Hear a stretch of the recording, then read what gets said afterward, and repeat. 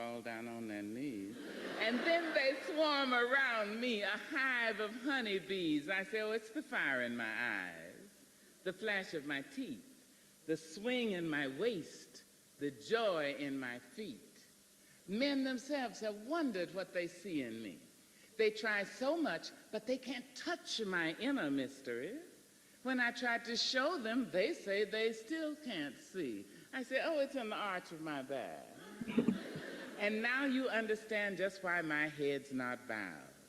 I don't shout or jump about or have to talk too loud. When you see me walking, it ought to make you proud.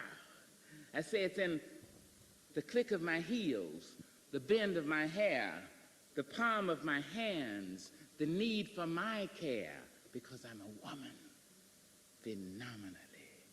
phenomenal woman. That's my mother and all your mothers. And then my grandmothers and all your grandmothers and my great-grandmothers and your great-grandmothers and my great-great-great and your great-great-great and all you women here and me.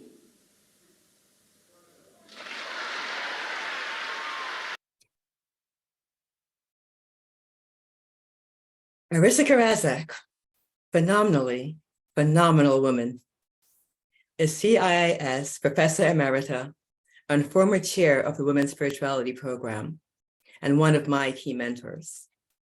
She's currently a core teacher at the East Bay Meditation Center in Oakland.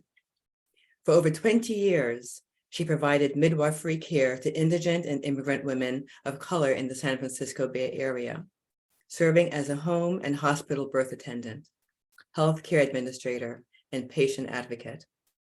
Her current research interests include Africana wisdom traditions, Buddhism and womanism, and embodied spirituality and movement.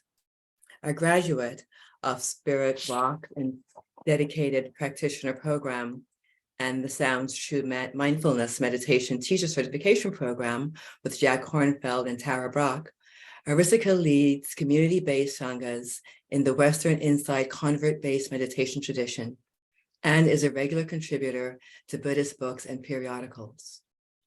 Her teachings incorporate diverse spiritual traditions, multicultural feminisms, queer theory, and contemporary diversity theory. She has led spiritual and healing workshops and ritual celebrations for over 4 decades and regularly presents at online and in-person conferences on women. Her film credits include Alice Walker, Beauty and Truth, Fire Eyes by Soraya Mire, the first full-length feature film by an African woman to explore the issue of female genital cutting, and Who Lives, Who Dies, a PBS special on healthcare services to marginalized and underserved populations. It is my pleasure to present Arisika Razak, offering a 21st century ritual celebration of our diverse and honored kinfolk. Arisika. Thank you so much for that introduction, and thank you so much for the Maya Angelou piece. And I want to say, one of our students who was a veteran offered a program to which Barbara Lee came, and I got to dance to a musical song for Barbara Lee. So that piece, Phenomenal Woman, has deep meaning for me. So I want to welcome all of you, and I want to just say a little bit about my intentions. I really want to think about expanding the circle. International Women's Day meant one thing to me in the 70s and 80s, and now it means something else. It's a wider tent of those we call women. I want us to celebrate and be joyful. There are lots of struggles, but distant is the secret of joy, and we need not only to survive, but to thrive. We want to remember our solidarity and the ancestors that inspire us, whether they're your grandmother, whether it's a particular deity, whether it is someone whose work you're studying or reading about. And I want to say about my presentation, we're going to have some room to do introspective work and mindfulness practice. We're going to have some time to share. There'll be a PowerPoint, and there is no way even in 6 months for me to do a real coverage of all the women that are important and significant to this day. So deep apologies if your favorite person isn't in my PowerPoint. But I want you to be able to bring that person in and share their story and what they mean to you. You don't have to agree with everybody's opinions, but I do ask that we respect them. Diversity is in the room. That means we don't all think alike, feel alike, perceive things. Our perceptions and our beliefs are based on our experience, and we grow and change. So let's listen to each other respectfully. I'm going to go over ground rules, and one of them is no shaming or blaming of self or others. And that's really going to be important, both in what you hear and how you interact with others.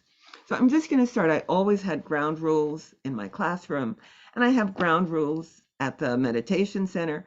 And some of these are adapted from the East Bay Meditation Center's multicultural agreements, which are adapted from a list put out by Visions Inc. And some of them come from me. So first, try it on. Be open to new ideas. Refrain from blaming self or others. Practice self-focus. Another way of saying that, use I statements when we interact. You're not speaking for a whole group, whatever that group is, or a whole community. You're really speaking for yourself, because in every community and even in every family, there are differences of opinion. Practice both and rather than either or. We really need at this time to move out of binary thinking, to move out of making enemies of those who have different opinions. So both and, integrating what are supposedly contradictory beliefs. There's a right to pass. Practice mindful listening. Engage fully in listening to what someone says, and rather than figuring out what you're going to say next. Confidentiality. What's said here stays here. What's learned here leaves here. And really know we're asked to bring our authentic truth, and that authentic truth is really a pact between us and spirit.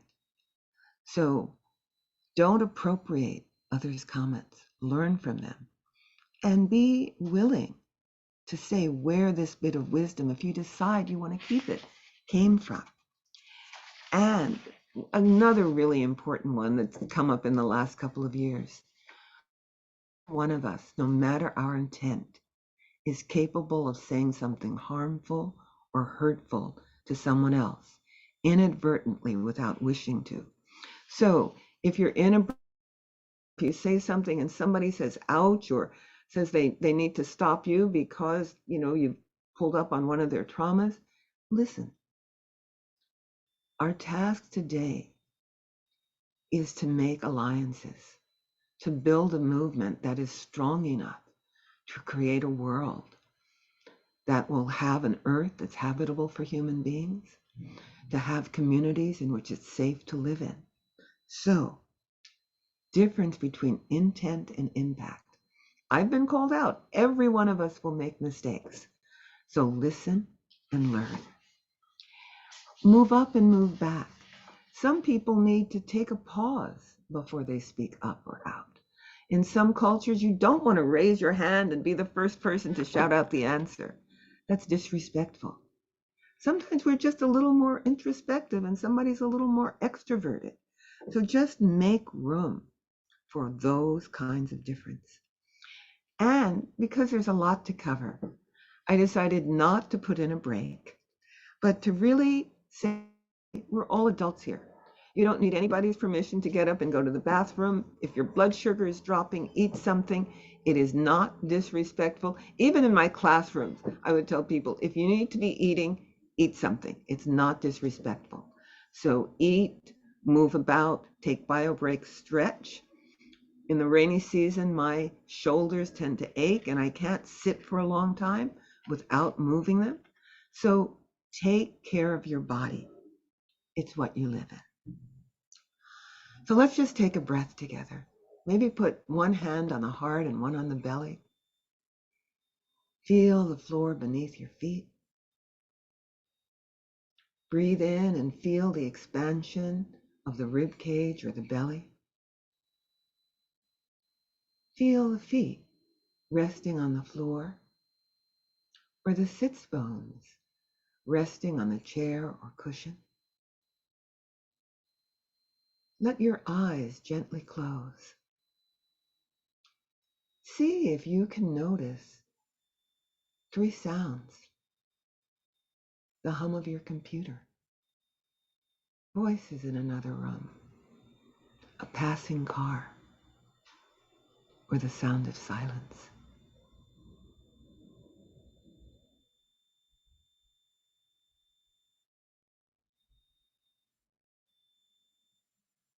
I want to invite you just to rock back. You can do this sitting or standing, as is good for your body. And you can just imagine this movement if this doesn't suit you. But just rocking back and forth on the spine, feeling the breath. And let yourself come to a position where you're neither forward nor back, just present. Let your eyes open. Can you notice 3 colors in the room you're in? Is there some shape that draws your attention? A light, an object. Just notice. Take another breath in and let it out. And one more. Let's rub our hands together. Feel the warmth rising. And let's take our hands to our face and very gently stroke our own countenance, as if you were stroking the face of your best beloved, as if you were a mother, a caretaker, stroking the face of a child. Feel the firmness, the softness, the scars, the hair. Feel the wrinkles. And I invite you to just cradle your face in your hands. This face is not the face you had as an infant, as a toddler, as a young child. It may not be the face you had as a young woman, a young adult, an adult. Imagine that you're looking at this face in a mirror. Some of you are looking at it on a tile square. And I want you to see if you can say, face, I love you. Face, I see you. Face, of whatever age you are, I appreciate you. And just cover your face with your hands. Breathe into your heart.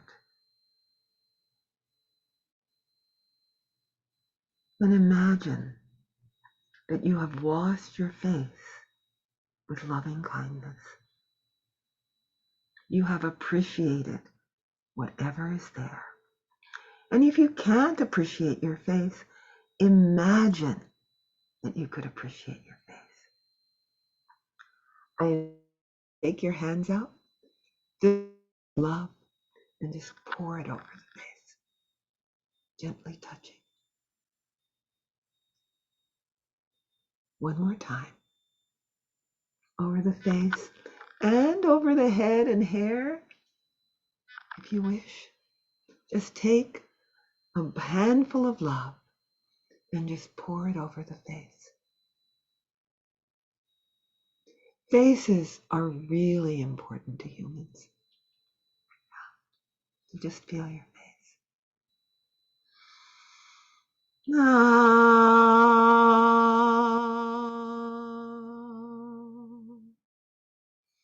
Let your hands come down to your heart. In many cultures and in many times, the heart is where we join with others, where we open in compassion. So let's take our hands on the heart and let's open the heart to love. Gently close the doors of the heart to love ourselves. Let's open the doors of the heart and radiate love and compassion to some place in the world that needs it. Your choice. Let's gather the love of the world, love of spirit, as you know and name it, the love of the ancestors. And let's bring that love back to our heart, letting it fill the heart, letting it rotate throughout the body, wrapping around the spine, caressing the skull bones, going all the way down to the pelvic crescent. Let the love of the world, the healing chi of the universe, flow into your body. Let it radiate through the thighs and ankles and feet. Breathe in, breathe out. Feel your feet on the floor. Feel your hands. Feel your head resting atop the spine like a lotus, reaching toward the sky. Feel your feet anchored in the warm, moist earth of spring. Whatever season is where you are. Feel the body. Feeling its aches and pains, feeling its looseness, feeling its fluidity, feeling just the body you have in this moment. However comfort or discomfortable you feel, just feel. Make room in your heart.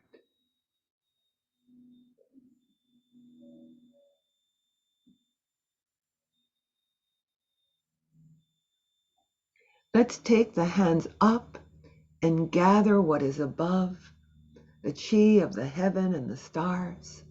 Let's gather it and let's bring it down and down over our hair and scalp, over our face, over our shoulders, caressing our arms, letting it flow down over the torso, caressing the ribs, wrapping around the spine. Let the energy above flow through the thighs, flow down the thighs, into the legs, through the feet, and into the earth. And bending down, reaching down, just gather the energy of what is below, the dark, moist, transformative energies of the earth that sustains and heals and transforms and composts. Gather this energy, let it flow up into the feet, let it wrap around the shin bones and calves, let it come all the way up through the knees, filling your legs with energy, moving up through the thighs, filling the pelvic crescent, wrapping around the tailbone, coming all the way up the backbone, up into the shoulder blades, up into the arms. Let this energy of the earth rise up and up and up, filling the heart, clearing away any obstacles in the earth, in the throat that prevent you from speaking your truth, coming up through the face and spilling out over the head. Rest a moment in this awareness.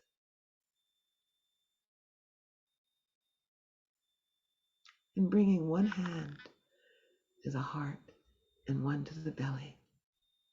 Just acknowledge yourself as a being of earth and sky, matter and flesh, soul and spirit. We are here in this moment. We are here on this day. We are here in community. Thank you, folks. Thank you, Kinfolx. Thank you. So I want to, now that we're a little more grounded, I would like to just have us put our names. Our names are in the tile squares. If you can and are willing to, please put your preferred pronoun. And if you know the name of the indigenous people whose land you're standing on, they may be your people, they may not be. I had mentioned bringing a candle or the light in your heart. And let's just for a moment think about the indigenous people whose land you're on. I like to say that if a land is beautiful, it is inhabitable for human beings. I like to say that it is because of the covenants of the first people, the people who made covenants with the plant animal, the plant allies, with the animals that were their kin, that were also their sustenance, with the places of power, the mountain peaks, the rivers. If a place is beautiful and we can live in it, it is because of the tending, respect for the land, the elemental powers of the land, and all that live on it. So, bringing yourself, bringing your open heart, let's just say a prayer or acknowledgement for the indigenous peoples of the lands we occupy. May they reconnect with their languages, their lifeways, their laws. May they be respected and appreciated for who they are, not from what we need to take from them or get from them, but for who they are. And may they and their descendants be respected and honored. And may we see the dawn of a day in which they are treated in the way that they wish, in accordance with their needs. May they determine the way forward in the world. Ashe, Aho, all my relations. Salam, Shalom, and Lakesh. Blessed be. Thank you, Kinfolk. Thank you, thank you, thank you. There's Violetta has put in the chat, if you don't know the name of Native people whose land you're on, there's .ca. It's in the chat, and you can look up, where you are. So, what I'd like, and we'll get to talk about this, I want to invite you now. I subtitled this honoring our, remembering our diverse and honored kinfolk, or something like that. I'm forgetting it in the moment. But if there's a name of somebody that you would like to honor on this International Women's Day, can you place it in the chat? And if you're willing to, if there's an intention you had in a couple of words or less, if you could place it in the chat, and I'll try to read someone that you want to honor and an intention, for today's lecture, ritual, whatever gathering, community gathering. Ose Mangala Wagal, Emma Baker, A.K. Granny, Dolores Ruiz Mackenzie Miller, Interconnection, Carol Smith Danilin, Judy Heyman, Audrey D. Fuller, Granny Miller, Baka Olga Patoki, please forgive my pronunciation, Linda Young, Grandmother Georgia Geneva Garrett, Bell Hooks, thank you, folks, Elizabeth Turner Frindlich, Cindy Clark. Okay, So we're going to healing intergenerational trauma, forgiveness. Beloved daughter Kristen May Dean Nelson Scott, grannies Gertrude Fearson and Maddie Lee Brown. We're calling in the names of those whose shoulders we stand on. Cat Paws, Agnes Crawford, Bertha Siglares, and Gloria Anzaldúa. Thank you. Thank you.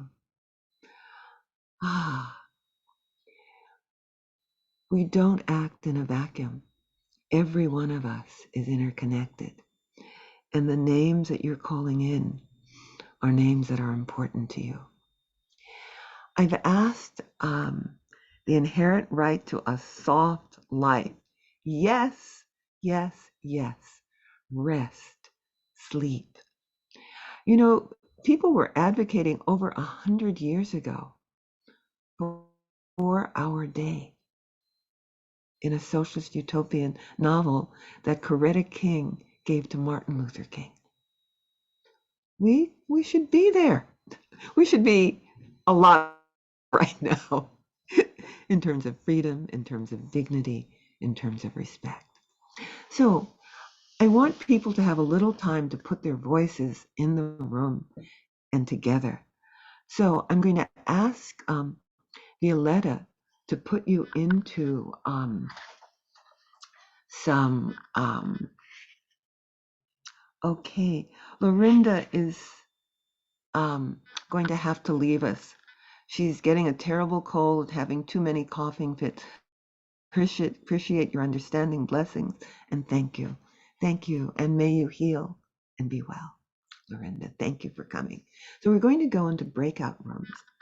And the prompt is going, and I think there'll be breakout rooms of 3 or 4. It's your choice, Violetta. And the prompt is going to be, who inspires you on International Women's Day? And what I've often liked to say, I'm going to change how who goes first.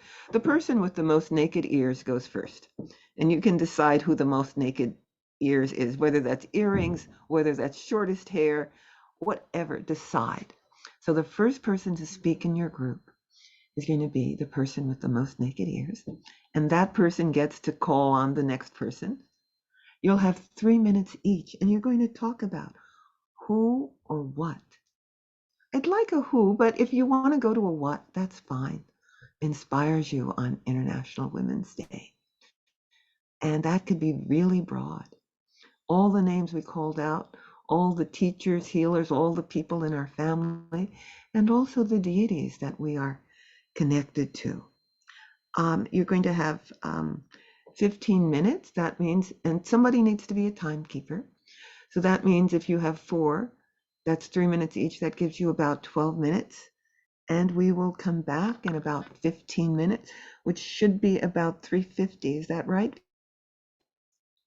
And everybody gets to speak. So timekeepers, you can use your computer. Really make sure that nobody gets to take 10 minutes. And if you have some time left over, just share. So, all right, we'll go into breakout rooms. I'm going to stay in the main room. I'm not going to go into a breakout room, but everybody else can. And Annette, you can decide. Okay? All right. So I'm turning it over to Violetta, and let's just offer a bow to Violetta. We could not do the work we could do without the people who are behind the scenes. She looked at my PowerPoint. She went over my outline. Thank you so, so much, love. Thank you. All right. Breakout rooms, and I'll see you in 15 minutes.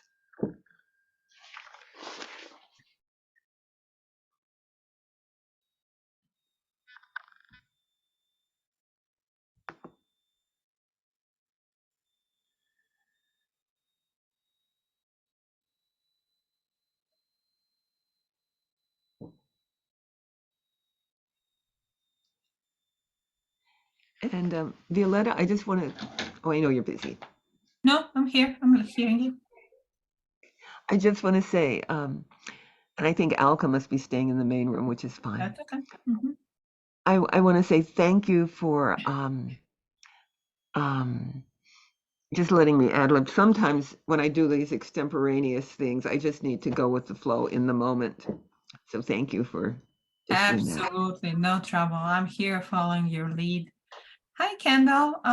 You didn't enjoy room 6. Do you want to stay in the big room, or do you want to join another one? Yeah, I'm just moving sorry. I'm just moving through a lot of emotion. And so Okay. I'm thinking that staying in the big room and just being silent and taking in the nature around me is what's gonna serve me. Totally fine.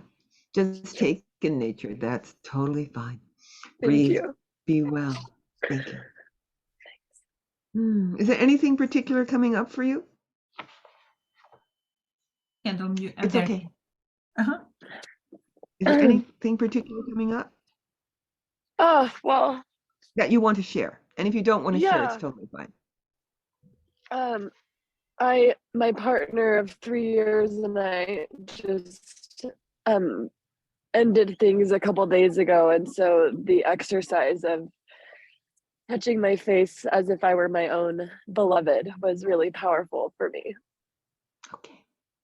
All right. I'm going to release you.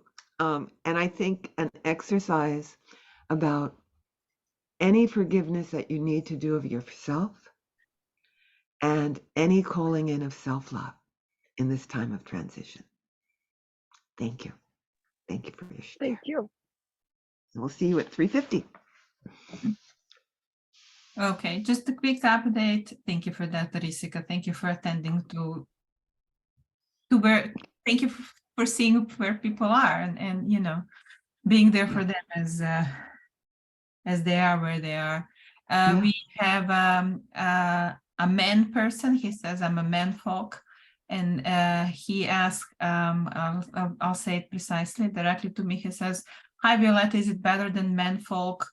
We're not participating in this call. No, this is open to everyone. I said, yes, No. men folk are very welcome. I said, not only presidents celebrate President's Day, not that we need to celebrate President's Day. Here's Regina coming back to the main room. Hi, Regina. And And Luna. here's Luna. Is something up that you're back in the main room? There were only 2 in their room because Kendall didn't join. So only Luna and Regina were in their room. Do you want me to assign you to another room? Or do you want to just share with each other? Or did you want to be in silence? Exactly. Can you unmute Regina or Luna? Or maybe they've stepped away from the computer. So, so I'm actually traveling back home, and I'm here in San Francisco, and I didn't want to miss any of this. So I was in the breakout room, and I could when the one person that was in there, Regina, was speaking, I couldn't hear a word she was saying. So I came back to the main room. Regina? Can you hear me now? Can you hear me? Yes, Regina. Okay. Okay. Luna, can you hear Regina now? I can. It's just awkward because I'm sitting at a bus stop. I'll be home like in 15 minutes. Okay. Yeah, I'm out and about too. I'm actually at a bus stop as well. Look around. Look around. Maybe you're at the same bus stop. Oh, I don't know. It's snowing where I am. Oh my goodness. So do you think you can come back in 15 minutes? Will you be able to be back on the call? I can stay on the call as long as you all can hear me. Fine. I can hear you. Okay. Oh, okay, wonderful. Yeah, I can stay on the call. Okay. And we don't know what Luna will do, but I'm just going to stay on the call. I mean, there's no point in me signing off. Yeah. Okay. Okay. So listen, while this break is happening, why don't you begin to talk? I'll come back and be part of this. I'm going to take a little bio break because I need to do that. Okay.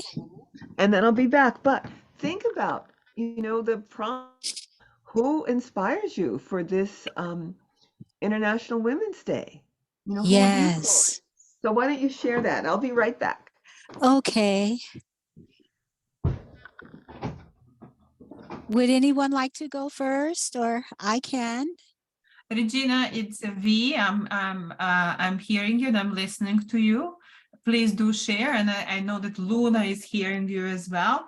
And if Luna wants to share next, that would be awesome. If you don't want to share because you're in the public or whatnot, totally fine. We'll just wait for the rest of the folks to finish theirs.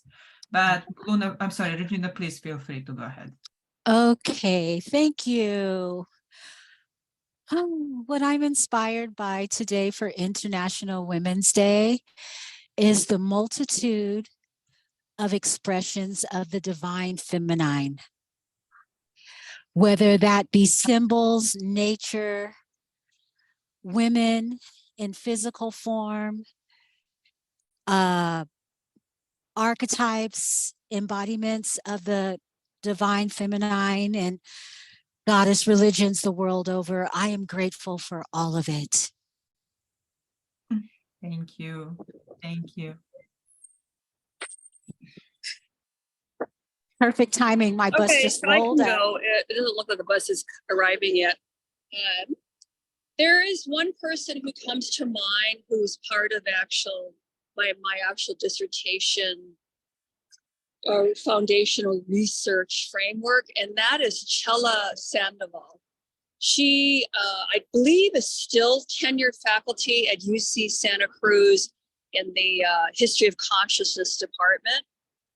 And she published this phenomenal, groundbreaking book in the 80s that was titled Methodologies of the Oppressed. It was a transnational look at the struggles of women worldwide in the 80s. And she interrogated the National Women's Studies Association for its white feminist clinging to second wave feminism. And as a result, I'm a member of NWSA present day.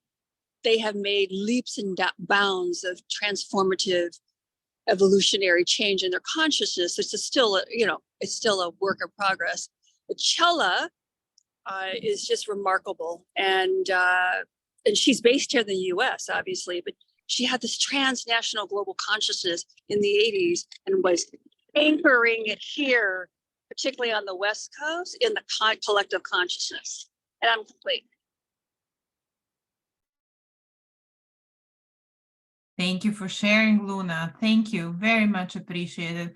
Arisika, you're muted if you want to join the conversation. Yes. There you are. Yeah. But Regina, have you gotten to share? Okay.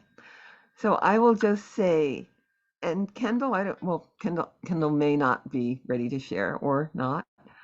I'm going to talk about her later, but I've really discovered this new heroine or hero for me, who is Pauli Murray, who is just very unacknowledged. They were a lawyer. They were rejected by Harvard Law School because they were a woman. They were rejected in sociology in North Carolina because they were Black. They persevered anyway. They argued at Howard Law School that the psychology could be used to argue that the laws of segregation in the U.S. were unconstitutional because of the psychological harm caused to Black children.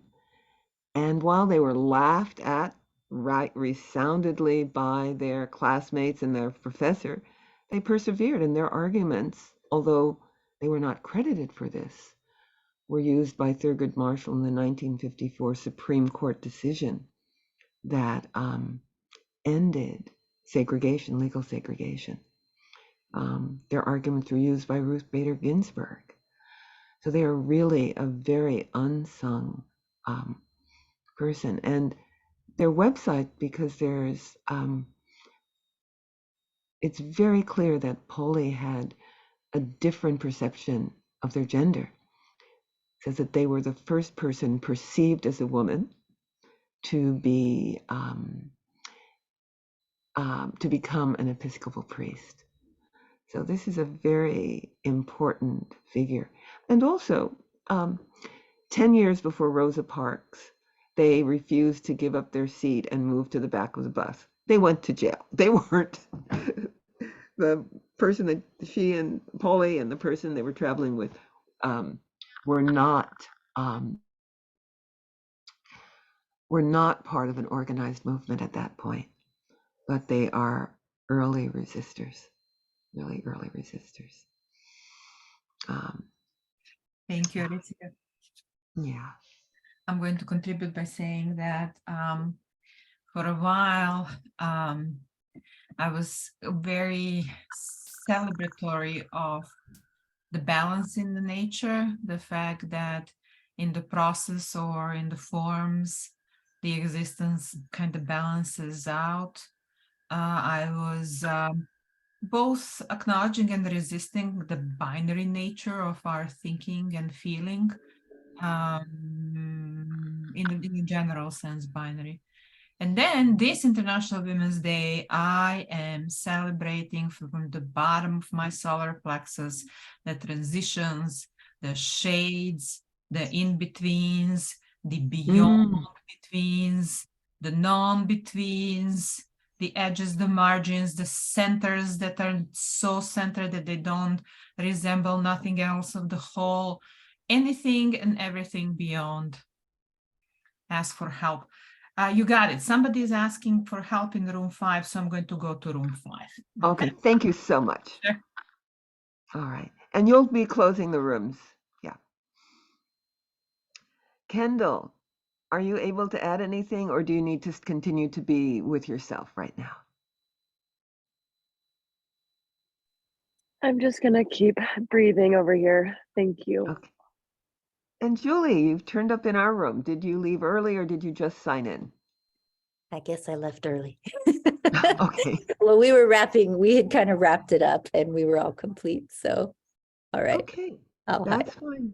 So so some people are wrapping up early and some people Okay. may want to continue. So yeah. So I'm going to, I'm back and I'm going to broadcast that I am closing the rooms in 1 minute, but 3:50, they can all come back. So I'm just going to type a message to all. Okay, thank you. And I want to say I'm just glad to see everyone here. I haven't done anything with the Women's Spirituality Department in quite a while. So this is really, it's really, really wonderful to be in my first real academic home, you know, where I felt the ability to be myself in all the ways that I am. So yeah. So let's just, you know, we can take this moment to stretch or to breathe.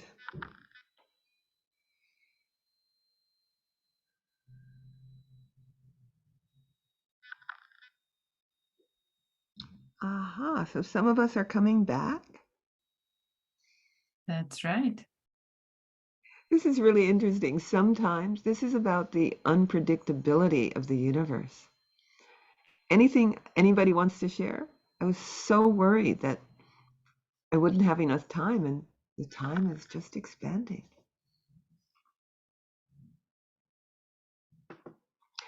And since there are, what, I think 7 of us here, anything that anybody wants to share with the rest of the group that we're here now about anything they discussed or are feeling? No? Okay. I'll just quickly share that Polly Murray was very inspirational to me because I did my master's in, excuse me for the noise. I actually went to seminary for my master's. And so Polly Murray was a recognized shiro within the discourse of theology, because she was I think one of the first early Episcopalian priests. Yeah. Yes. So the first person perceived as a woman to be an Episcopalian priest. So welcome. I think we're pretty much all back. I hope that was a good experience for you. I think I'm going to take a risk and just say, we have room for maybe about 2 or 3 shares. If there's anything that anybody wanted to share or bring to the big group before we go on to the PowerPoint discussion. And I do invite you to share from your own experience rather than somebody in my group said ... So, so the prompt was, who inspires you on International Women's Day? But this could be anything that came up for you. So, any comments, reflections? And we'll just take a minute, breathe.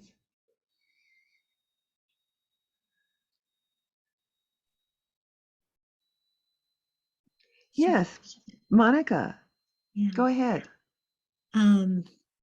I want to just name this ancestress who very, very strongly started knocking when you asked that question, Arisika.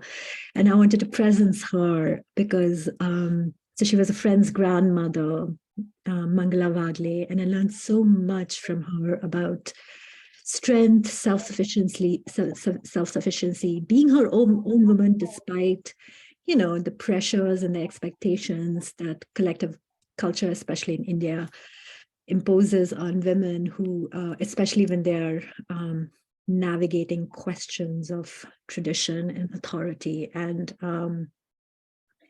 yeah, I'm just wanting to honor the grandmother, her as a grandmother today. Thank you. Thank you so much.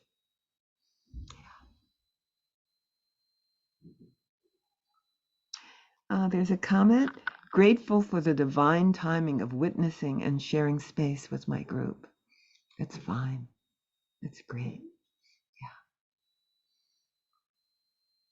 When I teach at my sanghas, I always say, when I was teaching in person, that we're kinfolk.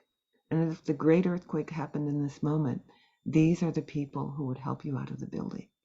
So I believe that it's really, really important that in spite of our differences, we make alliances. We don't have to agree with everybody all the time, but that we make alliances and support each other. And so Adiba is having to leave. She's saying, this is so powerful. I need to step away to attend a 4 p.m. meeting. I hope the recording will be available. Love you. So thank you, Adiba, for making time. Thank you so much. All right. Any last comment? Oh, yes, Dawn. Yeah, I think I was very surprised by your prompt when we went into the group, and maybe a little saddened that I don't feel like I've had any female mentors. And so that seemed dismal. Mm-hmm. Yeah, let's just hold space for that. Because Dawn raises a really important issue. Some of us have not been mentored by females or women or gender expansive folks. Some of us have experienced women as our enemies, have not been supported. I've had this come up in classrooms at mine where people said, oh, I really identify with women because with men because always cut me down. And sometimes beginning one's mother. So let's just hold our hands over our heart for a minute, you know, and acknowledge the people in one's life. And let's have hope for women to come, who will be supportive, who will manifest solidarity and support. Thank you so much, Dawn, for sharing this with us. Thank you. All right. So I think, unless there's some burning share, we're going to move on to the PowerPoint presentation. Violetta, did you have a question or you're just moving on? Okay. It was by mistake. Was getting ready, sorry. No, that's okay. And folks, you know, this is a presentation. You're not going to be tested on this information. You don't have to remember it. It's just fine. I just felt that I needed to say something about some of the people and some of the and things that I've learned in my 20 years of teaching at CIIS and some of the things from my own experience. All right, first slide. We're celebrating our diverse and honored kinfolk. We'll move on. Next slide. So what does International Women's Day celebrate? I wanted to begin, we often think of it as a holiday about struggle. And I wanted us to begin to think about the accomplishments of women around the world. There's someone else who needs to step away for a client. I want to thank all the people who are so busy who still made time to come to this presentation. Thank you so much. And then, we want to celebrate the accomplishments of women. And we want to, and women who are identified as women or associated with the feminine or with gender expansive roles in their cultures. We want to acknowledge the struggles of women in heteronormative, racist, ableist, ageist, nativist, capitalist, and patriarchal cultures. Nobody has an identity just as woman. You have an identity in a particular culture, in a particular place, at a particular time, particular age. All right. And then I want to honor in particular the indigenous and matristic cultures that valued and recognized women as beings who were not lesser than men, and who recognized and honored a variety of gender identities and sexual orientations. When I taught in the women's spirituality program, I always began with indigenous women because many of them say, we never lost our rights. We always had rights of power. We were always leaders and healers and elders and involved in the political governance of the tribe. International Women's Day is inclusive and intersectional. Thank you. Next slide. So, question, who does International Women's Day celebrate? Well, in 2023, we want to celebrate cisgendered women, trans women, gender expansive and gender non-binary folks, and intersex people. We can't define women by how you look on the outside. We can't even define you by your chromosomes because your chromosomes may not match the sexual organs you have. We can't define you by the presence or absence of particular body parts or organs. You may look like a woman and have internal, now that we can actually look inside the body, now that we can analyze chromosomes, we can even find that some people have DNA of different people in their bodies because they have incorporated a twin that died and they've incorporated part of that twin. The more we know scientifically, the more we know that we can't rely on these outdated beliefs. Okay, go on. And that diversity, I want to say, is the diversity in nature. The ability to change sex, the ability to transform, the ability to form same gender unions occurs across the animal kingdom. So nothing that, whatever we've heard about what is natural or unnatural, nature loves diversity. And people and animals are diverse. Next slide. So I wanted to play a little bit about the Haudenosaunee because they are one of the, I will let people speak in their own words and not speak for them. So let's go ahead and see if we can play the video. Thank you. The people of the long.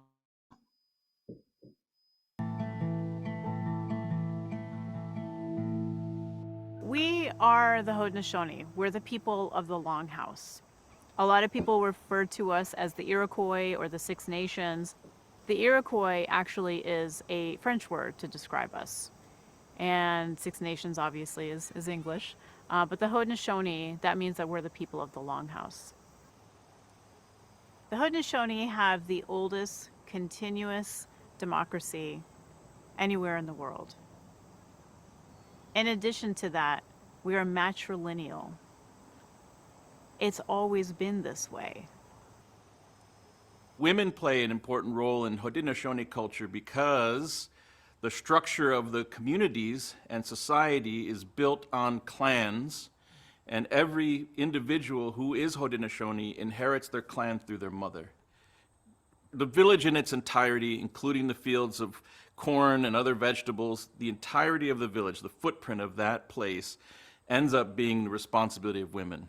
They're the ones organizing it. They're the ones providing the leadership structures. There's male counterparts and there's male leadership too, but within the town, the woman's voice is primary. It's really important to note that the founding fathers actually came and studied among the Haudenosaunee. When you look at the U.S. government, you can really see the Haudenosaunee governance structure underneath all of that. So you have your three different sides of your government. In addition to that, you have your state levels and you have your federal levels. And when you look at the way the Haudenosaunee are structured, you can see that. You see the three different sides in terms of how we make decisions. You can also see the state levels. You know, the clan mothers are the ones who are there for the people. They're there for the communities. They listen to the voice of the people. And they take that then, what, you know, the people want, and they take that then to the chiefs. And the chiefs then all meet among all of our 6 nations together, and they are the representatives of the people. And they meet together to discuss and decide decisions for our confederacy. The U.S. government is rooted in Haudenosaunee culture, Haudenosaunee governance, Haudenosaunee ways of life. But what the founding fathers left out was the role of women. When you think about the Haudenosaunee form of governance, the reason that it works is because women are at the core of it. You have clan mothers who are really the decision makers for the people. They are the ones who inform the chiefs. This is what you're going to say. This is the interest you're going to represent when you go to represent us in council. He can't deviate from that. Because when a chief deviates from that and begins to act in his own self-interest, the clan mother has the right to remove him from that position as a chief. Haudenosaunee women, their period of suffrage took place 1,000 years ago, right? And so they've enjoyed, in a way, this sort of balance and equity ever since. It really was the Europeans who came here who started to effect and infect Native communities with a patriarchal mindset. So Haudenosaunee women of that time period understood and knew and functioned within that traditional paradigm still. And so they were never lacking for equity. I mean, that idea alone had to have been inspirational to the American women's suffrage movement.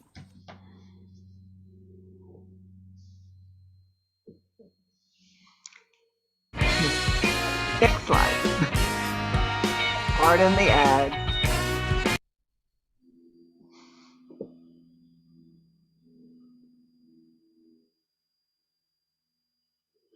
So, coming from this matristic base that existed in so many societies, you have deified ancestors, you have clan mothers, you have queens and goddesses who ensure the physical and cultural survival of the people.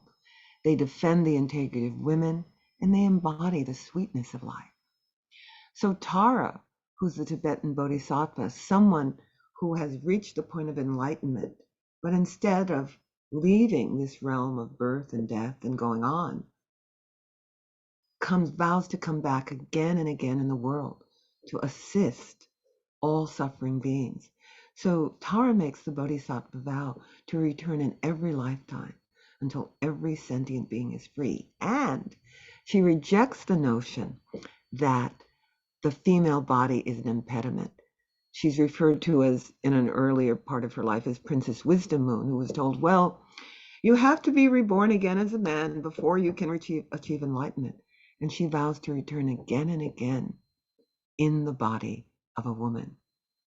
Artemis, the Greek goddess, embodies freedom and independence, and she is not under the control of men in any way. She's a goddess of the wilderness, the protectress of young men, and in several stories either prevented rape or punished rapists and would-be rapists. The Yoruba Age, and Annette knows much, much more about them than I do, are mature or elderly women of great spiritual power among the Yoruba. They punish evildoers, dispense justice, protect their followers, and promote cosmic balance. The Hawaiian goddess Hina embodies Mahuahine.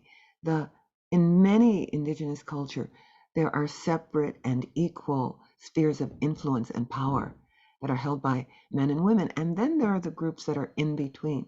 In Hawaii, the term is Mahu. But Hina embodies Mahina Wahine, the power of the feminine.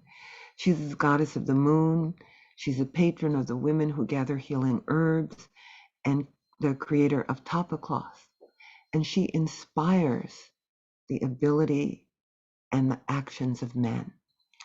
And the Aztec goddess Xochiquetzal, or Ichli is associated with beauty, fertility, and joy in the body.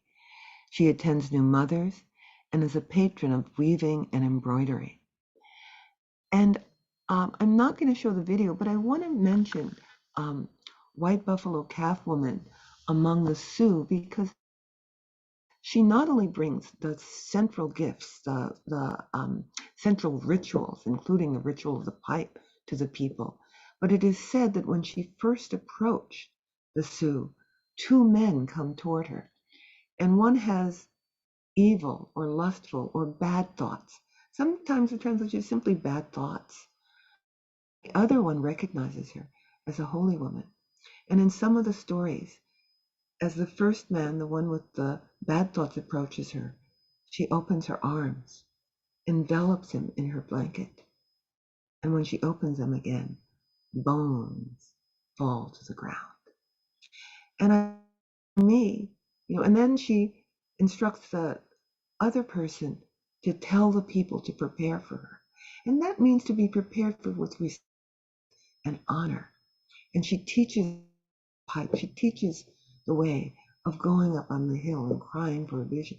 The major rituals of the Sioux are brought to them by White Buffalo. And as a Western woman, I've always been impressed by the fact that she has no fear of rape, that she opens her arms. And nothing is able to approach her that does not approach her with her well-being at its heart. And I want to be clear, I'm telling this story not as a Sioux, because it has a different meaning for the Sioux, but I find inspiration for that story in terms of the power that women were held in. Next slide. So we're going to drop, So if we come again, in the early years, in the 80s and 70s, we often believed that if just more women had power, the world would change. If more women had power, then we would have peace. And unfortunately, what we have learned and what we should have known before is that women, individually and collectively, can be just as difficult and as warmongering as men. They do have values, often because in most patriarchal societies, they're relegated to the raising of children. And they have certain cultural values that emerge from that. And in patriarchal societies where they are not meant to rule, when they take power as ruling monarchs and queens, they make war, they have slaves, they colonize. The three first people I have on this slide, Hatshepsut, Empress Wu, Lady Six Sky. They are all women who held powers in societies where it was not the usual thing for women to be the supreme ruler, the emperor, the pharaoh, etc. Some of the stories, and there's debate because it's said that, often the stories are written about these queens by people who came after them who did not like that they were queens. So some of the stories say They murdered their rivals. They murdered the children of their rivals. But it's also said that for each of these women, these queens, that their reigns were prosperous ones. They were times of peace, and that under them the arts flourished. So we don't know if all the stories are true, but we do know that if you're going to be ruling an empire that's a warlike empire, regardless of your sex, you're going to make war. And war is a terrible, terrible institution. And it's important to know that, as far back, as 1508, before the Common Era, that there were women rulers. We have not always been barred by our sex from holding positions of power. It's also true that women have engaged in wars of liberation. They have fought against empires. They have resisted colonization and slavery. So Trung Trac and Trung Nhi are two Vietnamese sisters who led armies against the Chinese and actually drove them out, and they are said to have ruled over their small kingdom. Boudica, who's a Celtic warrior queen, leads the Iceni people. And again, some of these, I don't know if I'm pronouncing this correctly, resisted Roman occupation and colonization. In more recent times, you have women who led wars of resistance against the Japanese. The women of Jeju Island in Korea mounted one of the only organized women's resistance against the Japanese. There are Philippine women who organized resistance against the Japanese in World War II. So leading wars of liberation is not something that is foreign to us. Next slide, and we will play this video.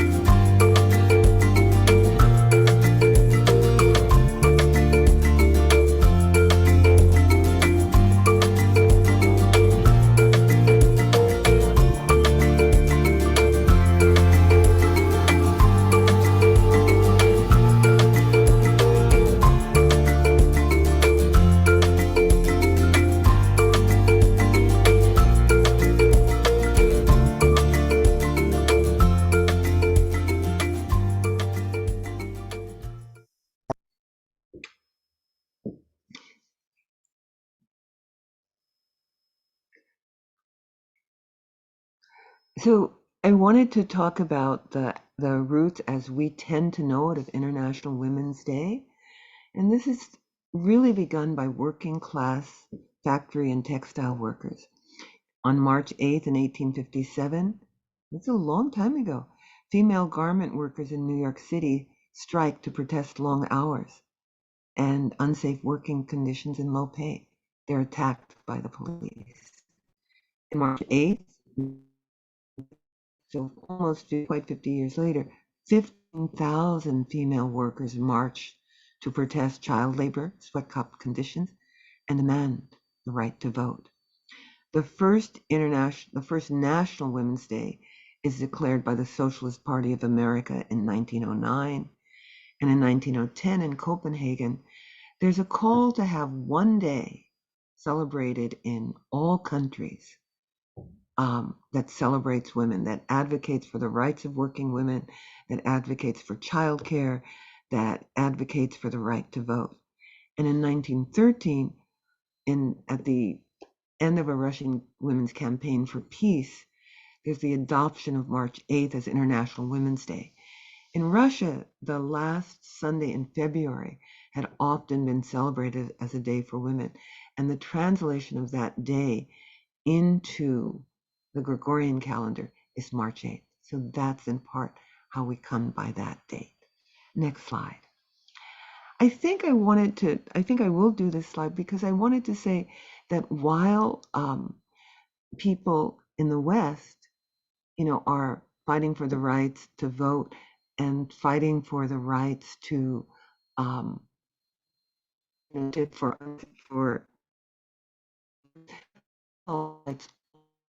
for the feminism or the struggle to perceive and equitably distribute the resources of society to women, including the rights to an education, are happening all over the world. And so I wanted to just highlight Huda Sha'arawi. So we'll take this video. Are your kids in grades 6 to 11? Harvard has made SAT. We'll recognize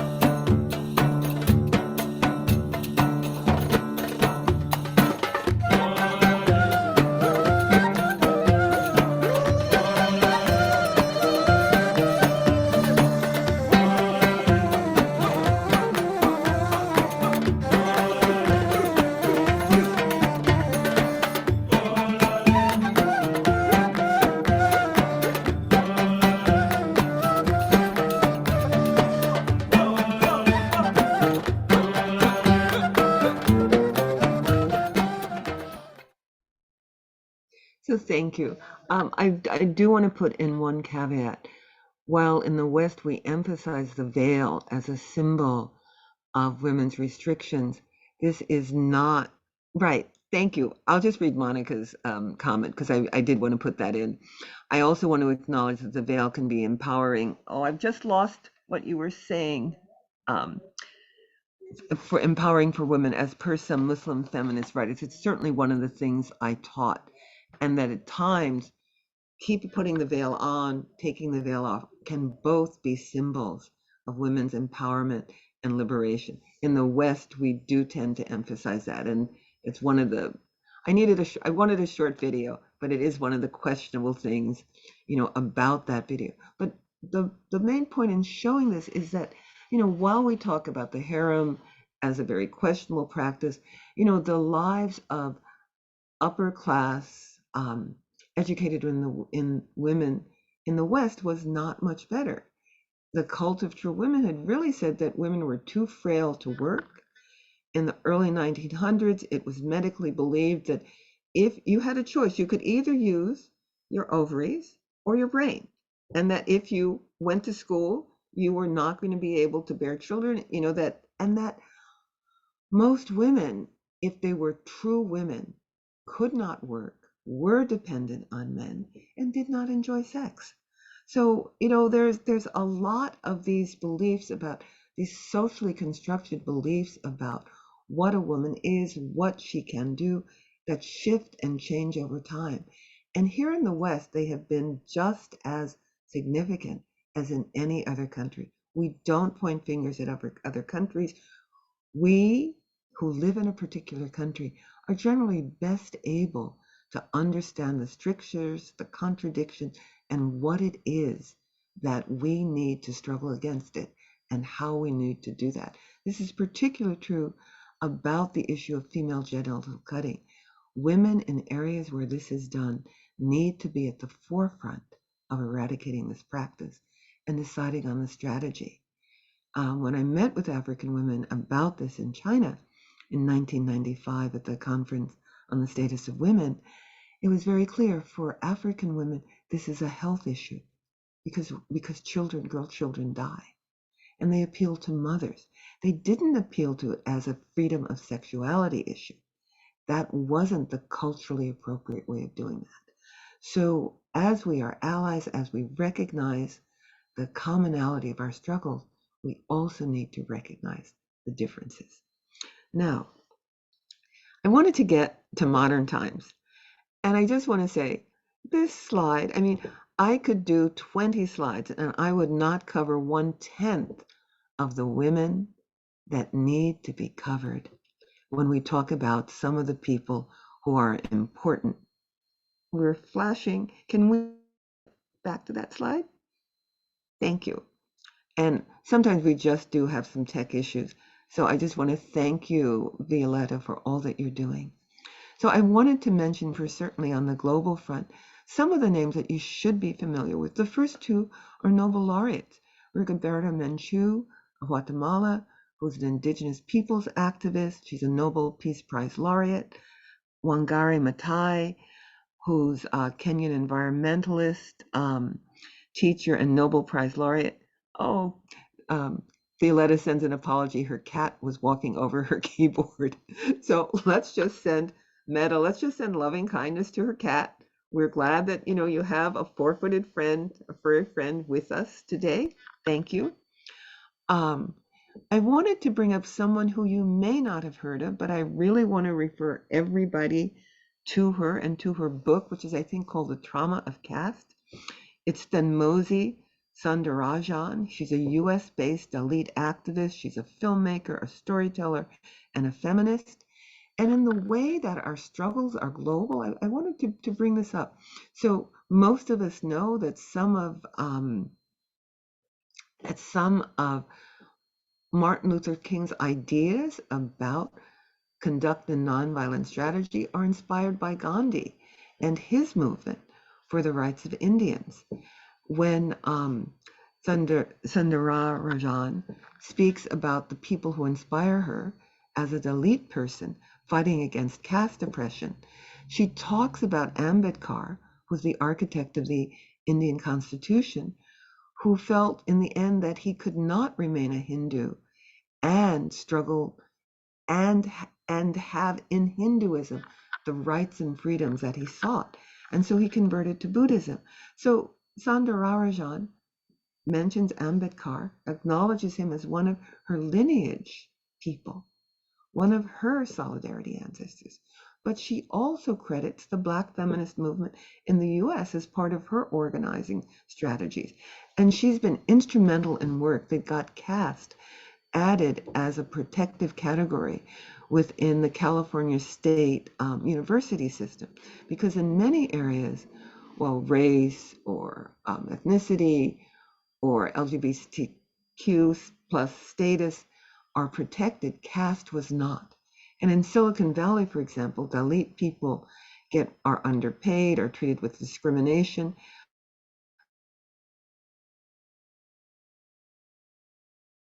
We're not able to eat with others. Current that is around caste oppression of people in the Indian diaspora.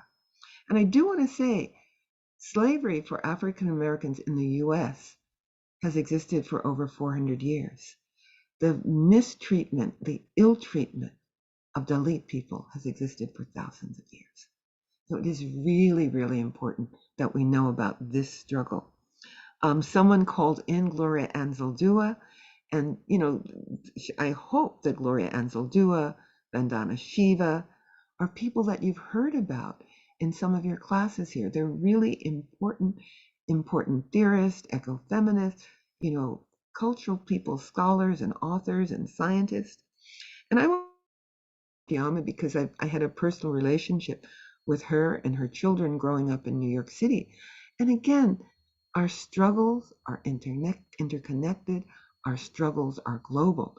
Eureka comes to an awareness of politics as an interned Japanese American woman during World War II. She organizes letter writing campaigns for the 442 Brigade, which is the all Japanese brigade that fought in World War II and that was sent into the most dangerous and difficult situations in order to prove their loyalty. She comes home. She becomes involved with the Black Power struggle. Malcolm X is a personal friend. He writes her from Mecca. She's involved in anti-colonial struggles mounted by Puerto Rican activists. She's an anti-war or prison. She's a prison abolitionist. She has a voluntary writing campaign to political prisoners, Black, Asian, so many. And she was active up into her 90s. These are not even a fraction. These are the tiniest increment of people, some of the people that you should know about. It's like a couple of grains of sand out of this great landscape. Next slide.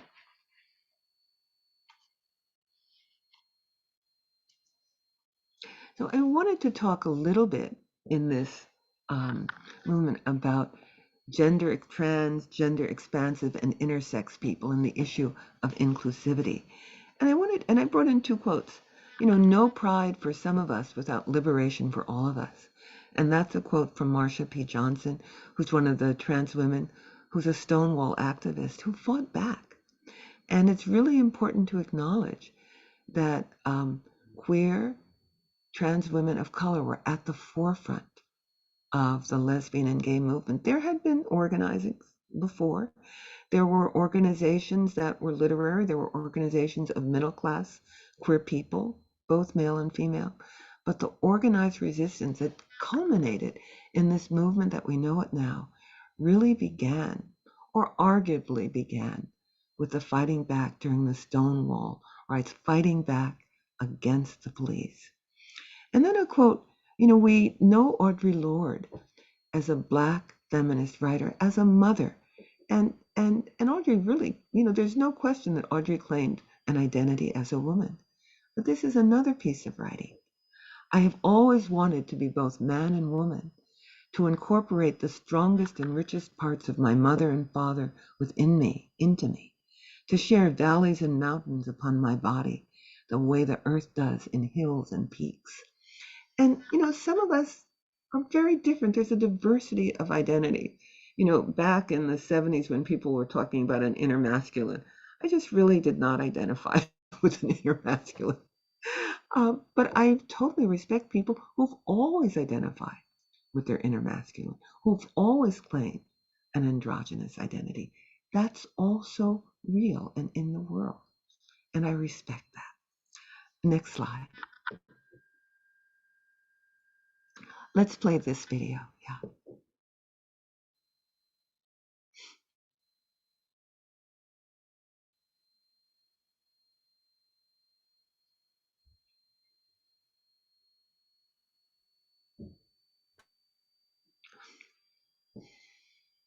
We'll breathe and we'll wait for the technology to work in our favor.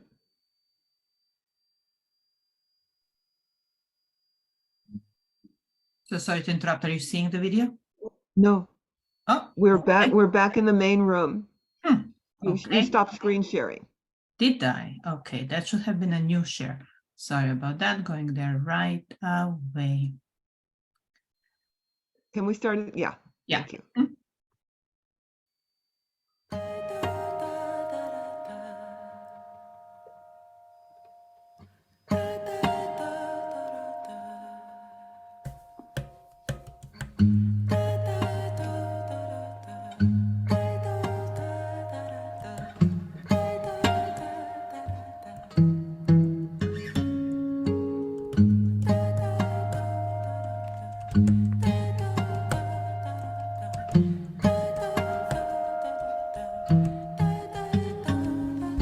Sometimes you don't feel like a girl. Sometimes you don't feel like a woman. Most days you just feel like a boy. Most days you just feel like an alien. I wanna give you rings till your fingers can't bend. Wanna weave 1,000 bracelets for my best friend. I wanna set you up in a house in the Bay. I wanna frame and hang a picture of this someday. I don't have to call you girlfriend. You don't gotta be my wife. Maybe you could be my comrade, be my teammate for life. Maybe we don't have a format of what we dream of, but we could just be you and me. We could just be in love. Oh, some days I think we'll stay broke. Some days I think that we'll thrive. Ooh, sometimes I hate how we're living. Oh, most days I feel rich by your side. Sometimes I don't wanna have kids. And some days I wish that we could. Maybe we could just be aunties. Love our little baby so good. I don't have to call you girlfriend. You don't gotta be my wife. Maybe you could be my comrade, be my teammate for life. Maybe we don't have a format of what we dream of, but we could just be you and me. We could just be in love.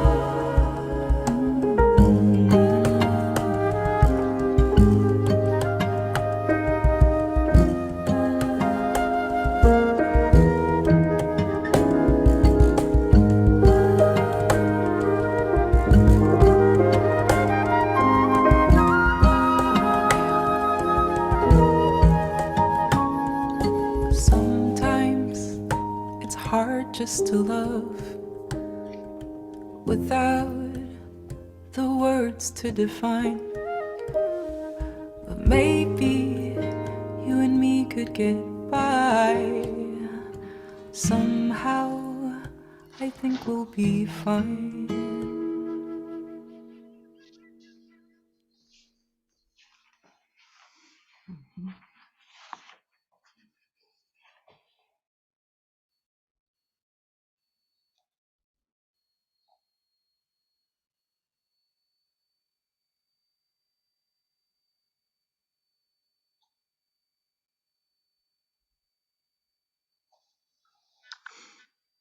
And we can go to the next slide. Thank you.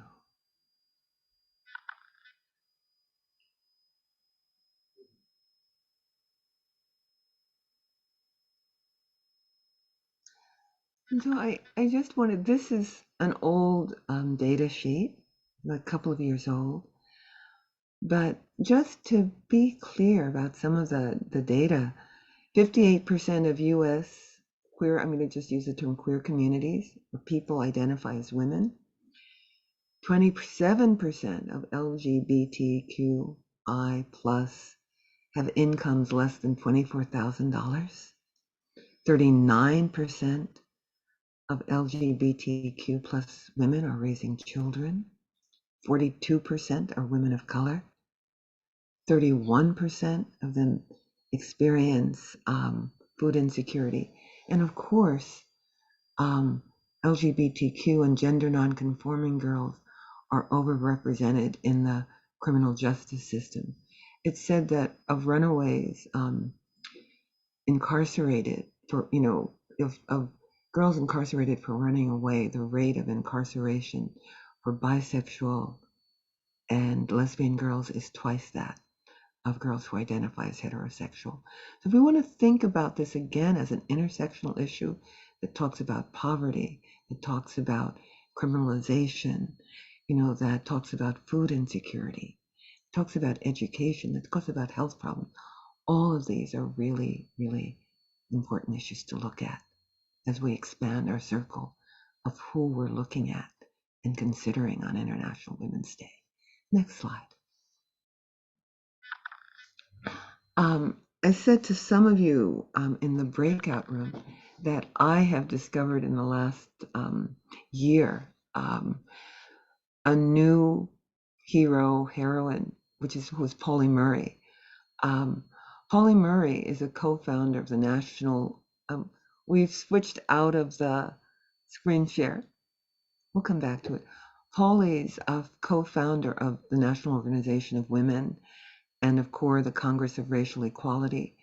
They're the first person to graduate from Yale Law School, the first Black person perceived as a woman to become an Episcopalian priest. I'm really a little shocked and surprised that I didn't know about this person earlier. Someone who hung out in the CORE offices during my teens, and also as someone, I went to school in 1954, and that's the year of the historic Brown versus the Board of Education case that went to the Supreme Court that outlawed segregation.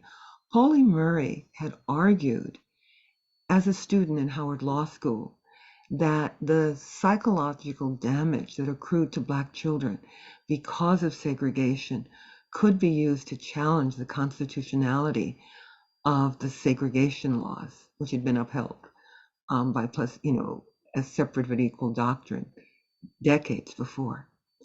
And while she was laughed at, her ideas and theories and writings were picked up by Thurgood Marshall when he argued that case and won in 1954. It's not generally known that she's the architect of some of these arguments. She's also worked with the ACLU. She argued that the 14th Amendment could be used to challenge on the unequal treatment of women.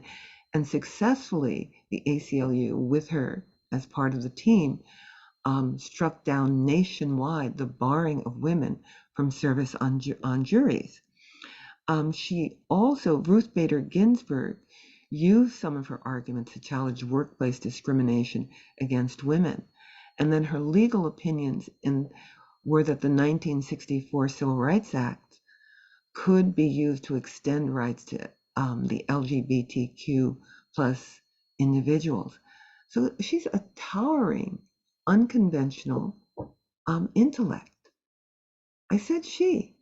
And important to know that in with their family, Polly used the terms he and she interchangeably.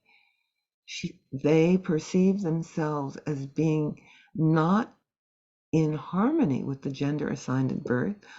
In the 1930s, sought unsuccessfully to have testosterone injections and paid to have a laparoscopic exam because they were convinced they had internal testes.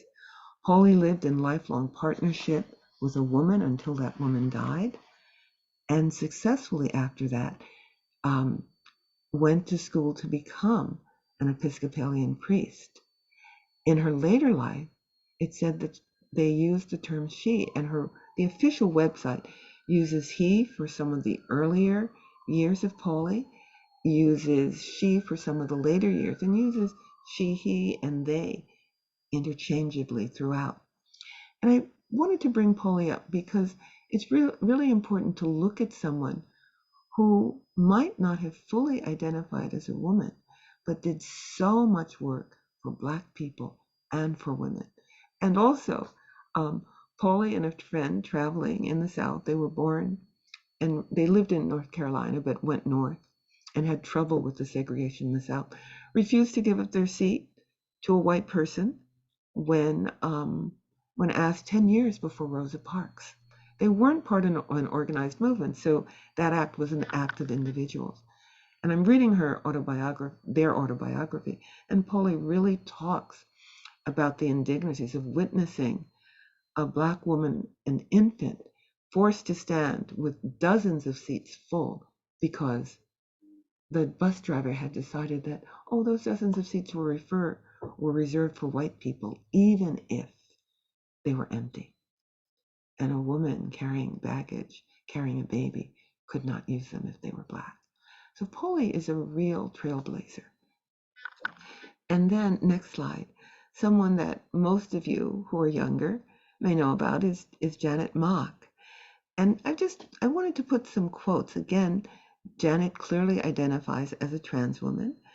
I believe that telling our stories, first to ourselves and then to one another and the world, is a revolutionary act. Writing of their gender, Janet says, I was born in what doctors claim is a boy's body. I had no choice in the assignment of my sex at birth. My genital reconstructive surgery did not make me a girl. I was always a girl. And I wanted to say that Janet is raised in Hawaii, where there is a real third gender category, the category of Mahu. And they're a person of mixed heritage, African American, Indigenous Hawaiian, Portuguese, Asian. And she is a trans rights activist, writer, director, and a former sex worker, and writes in her autobiography about how, for many trans people, sex work is one of the few works they could do, because if you have changed your gender identity but don't have papers to present to a job, or have papers that are at odds with your presentation, often you lose your job. And so Janet's a very important contemporary person. And I want to, just say that people, popular media should not be discounted by those of us who are academics. Beyonce embracing feminism, even though I personally don't believe that girls rule the world, as her song says, because if girls ruled the world, there wouldn't be rape. But I think Beyonce proclaiming herself a feminist spread out to more working class Black women and girls than all of us in the academy. And in a similar way, I want to say that Janet Mock, bringing the lives of trans women and gay men as people, as human beings, to television in the groundbreaking work Pose, really, I think, has begun to help shift ideas in the general society about trans people. Now, at the same time, we all know this huge backlash, which is attempting to erase trans people, to erase some of the rights of women and lesbian people, is really, really mounting. So there is still a lot of struggle. And to think of the struggle as, there are victories and there are losses, and there are victories and losses. And what is important is that we carry the legacy of the struggle forward. We pass it down. We remember the times that were the good, and we connect to the ancestors who struggled when the times were bad, including ourselves. Next slide. And this I wanted to just play because, again, it's in the voices of trans people of color and gender expansive folks in their own words. And you're not screen sharing, and I just realized I have to do something slightly different. I will be in screen share in a tiny little moment. Take your time, and we will just breathe and just reflect on what we're hearing. Here it comes. Thank you. See me as you see your family member. See me as you see your newborn child. See me as you see yourself.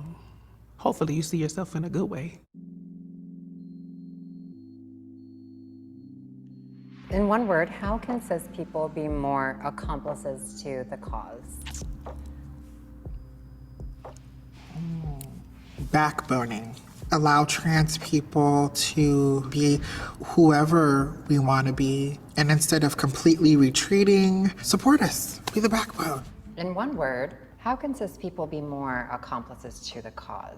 Vocal, like being vocal, where somebody else has misgendered you. Cis people won't correct them. They'll look to you to correct them, but trans people don't feel comfortable being like, hey, these are my pronouns, like every single 5 minutes. There are a lot of cis people who are inquisitive. They'll ask questions, but they don't take the time to realize how their words are going to affect other people. If they took that time, I think they would get a better understanding and realize that we're just people. We all have dreams, goals, aspirations. We're just like you. In one word, how can cis people be more accomplices to the cause? Alliance does not mean you have to walk in the same path as me or completely understand my struggles and what I go through. It's about the respect. See me as you see your family member. See me as you see your newborn child. See us as you see yourself. Hopefully you see yourself in a good way. But How can cis people be more accomplices to the cause? Education. Education. Education. I think there's so many resources for people to do their own research. It's kind of unacceptable to put trans people in the position to educate you about themselves. so you want me to relive my trauma constantly to teach you, but will you really do or create the change that is needed to help protect me so I won't have to go through the trauma again? In one word, how can cis people be more accomplices to the cause? Unabashedly. Be vocal. When you're around someone who's disrespecting trans people, you say something. When someone's misgendering someone, you say something. It makes people have to question themselves. You don't give them the privilege anymore to be disrespectful. It's not just about not being transphobic, it's about being anti-transphobic. And that means you as a cis person educating the people around you. Because trans people, LGBTQ plus can't be doing all the educating, they can't be doing all the work. So speak up.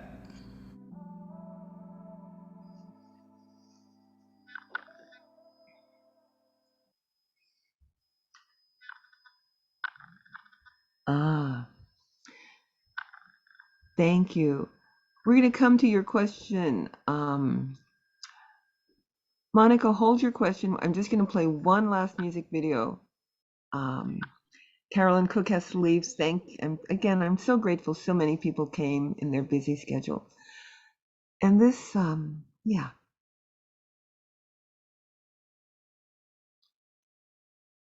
It's one of the things I think it's important for us to remember, that we are the ones that are going to bring about the change we need. We are the ones, we are the ones, we've been waiting. We are the ones, we are the ones, we've been waiting. We are the ones, we are the ones, we've been waiting. We are the ones, we've been waiting. We are the ones, we've been waiting. We are the ones, we've been waiting. We are the ones, we've been waiting. We are the ones,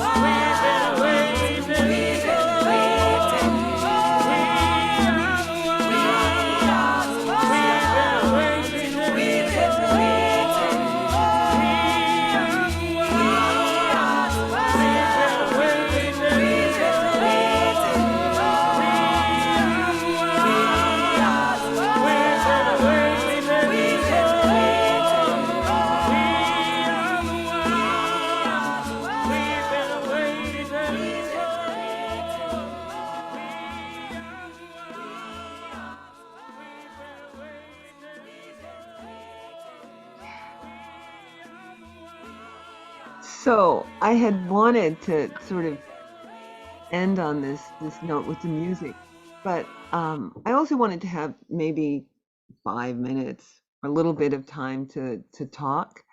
And Monica raised a really good point. I'm curious about how trans as a Euro-Western category of identity may take over indigenous understandings of gender expansiveness, which I also see happening in India in the case of the Hijra community, and may erase the sacred place that the other gendered folks have always had within these worldviews. I think that's a really important question. Monica, would you like to say more?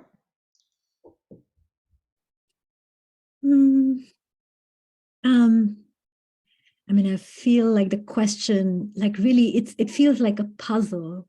Like when I think about decolonizing gender, you know, I know that, you know, like in traditional indigenous worldviews, there's always been that this understanding that gender is, there is a fluidity, right? Like, and even if we don't locate, yeah, and each role had a specific sacred purpose within the cosmology.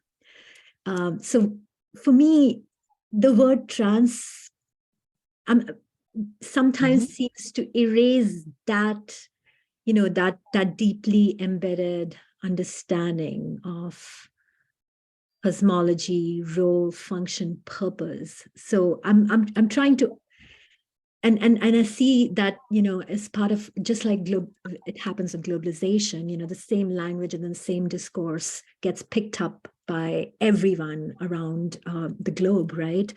And very localized, specific indigenous understandings get lost. So, you know, yeah, and for me, the work of decolonization is also rooted in reclaiming very specific spiritual, sacred understandings. So these are all questions I had, and I would, you know, yeah, I'm so glad I'm getting a chance to speak with you as an elder too in this regard. You know, I think one of the things that we really have to do is let people speak for themselves. Let them name the issues. Let them create the frameworks that come out of their particular understandings. As I mentioned with female genital cutting. And so I want to say about this, you know, I've lived through the time that we were colored people, we were Negroes, we were Black, we were Afro-American, and we were African-American. I know of, not so personally, I've learned recently that initially the NAACP did not want to support the civil rights movement because the NAACP's strategy was about using the law. The civil rights strategy was about breaking the law. And yet, over time, something evolved. There are cultures that have always had more than one gender. When Sherry Mitchell came to talk to CIIS, she talked about her indigenous group having 5 genders: the male, the female in the male body, the male in the female body, and the two-spirit. There's certainly been a move among Native American people in North America to begin to use the term two-spirit. Now, each tribal nation, and you know, we have no trouble talking about the English and the French, but you know, we want to lump all Native Americans into one, you know, pan, you know, Native group, which really isn't fair.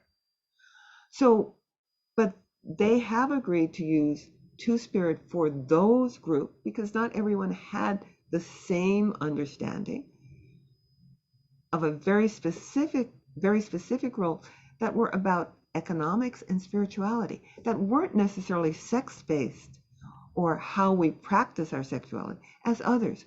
So for me, the issue is we don't try and speak for everybody in the world. And the sad thing is, when AIDS was happening, in order for some countries to get AIDS medicine, they had to buy into the Western definition of what a homosexual was. And that was not necessarily in agreement with their culture. So that's, you know, there's a lot to be said, but it's again, one of the traps. There is no one word, there is no one way to categorize all these diversities. Right. And they are diverse. Yeah. And I just very, very humbly, I also want to offer, I learned that, for instance, Two-Spirit people were, within, I think this might have been within the Cherokee Nation, but then they were responsible for, ferrying they were the intermediaries between the dead and the living, right? Like, so there were very specific functions, and so yeah, that it's such a deep conversation, and thank you for bringing this dimension in your talk. And I know that I am sorry to have had so much of the presentation be taken up. I know that Annette has some closing remarks. And I'm going to give it up to you as to whether this is the time for you to begin them or there's room for another question. It's up to you, Annette. Oh, no, if anyone has a question, please, or a comment, please feel free. Yeah. I'm open. Yeah. I do actually. Just something really quickly, and continuing the conversation by Dr. Monica Modi.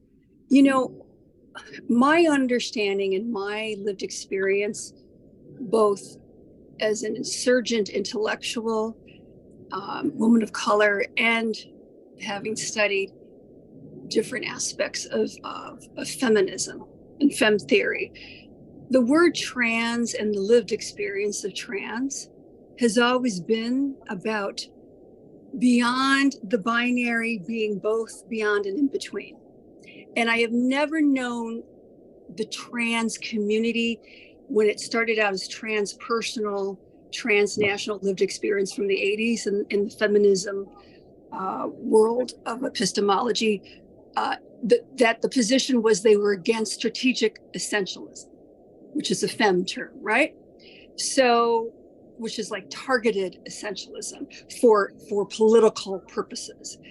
So I don't really feel it's working at cross purposes or invisibilizing or erasing singular identity groups, particularly within the feminist worldview. Okay, that's my 2 cents worth. I presented humbly, but I also presented from someone who's multi-ethnic and multiracial, and I've always lived my life being both beyond and in between, because I never have known where I can actually fit in, right? Like the Janet Mocks of the world, right? Ethnically speaking. So yes, I'm complete. Thank you.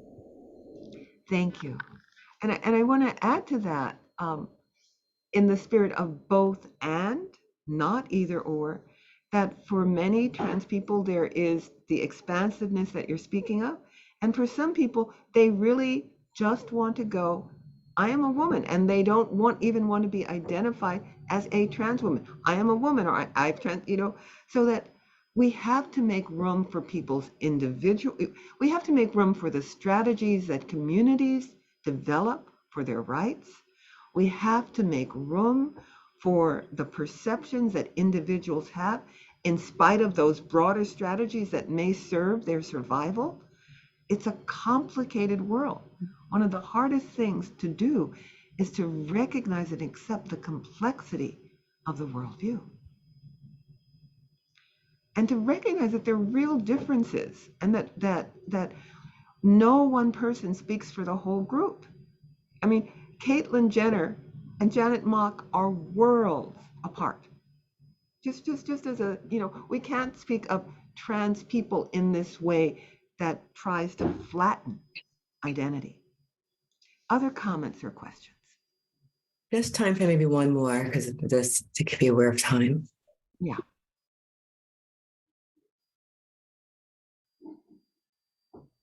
No? Okay. I just want to say thank you, Annette, and Women's Spirituality Department. Thank you so much for inviting me. Thank you, everyone who showed up. Thank you, Violetta, for all your work with me and your flowing in the moment, which was really, I know was really difficult. Thank you, thank you, thank you. Annette.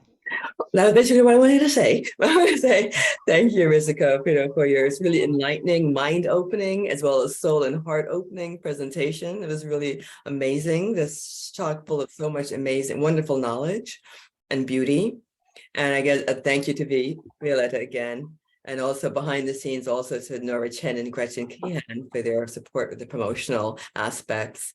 There are a couple of upcoming presentations for Women's History Month. We started early, and it was Joy Layden, who's a poet, literary scholar, and speaker on trans issues and theology. And on March 13th, we have internationally acclaimed percussionist and visionary facilitator and conjurer, Afia Walking Tree, who will present a drumming workshop, Rerouting with Rhythms. And then after spring break on March 28th, we'll have Adele Mead, who's a vocalist, composer, performing artist, and educator from County Tipperary in Ireland. And she'll host a workshop entitled Brigid and the Other World in the Irish Song Tradition, learning songs and stories of the fairy folk and the pre-Christian goddess. So we look forward to seeing you at these upcoming events. And thank you for being here with us. And have a wonderful, wonderful rest of your evening or morning or afternoon, wherever you are. Bye.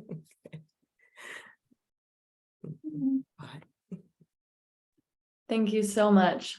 Nice to see you, Kendall. Good to see you. I was beaming on so many occasions. Thank you, thank you, thank you. The videos were fantastic. Yeah. God's Queen Jamela. Who's that? Osset. What? Well, we can take Jamela Osset. Yeah. They came in late. She came in late. I can't position her, but for now, I'm going to put her in the waiting room. You can just take her off. Okay. Annette, are you going to stop the recording? Oh, yeah, maybe that.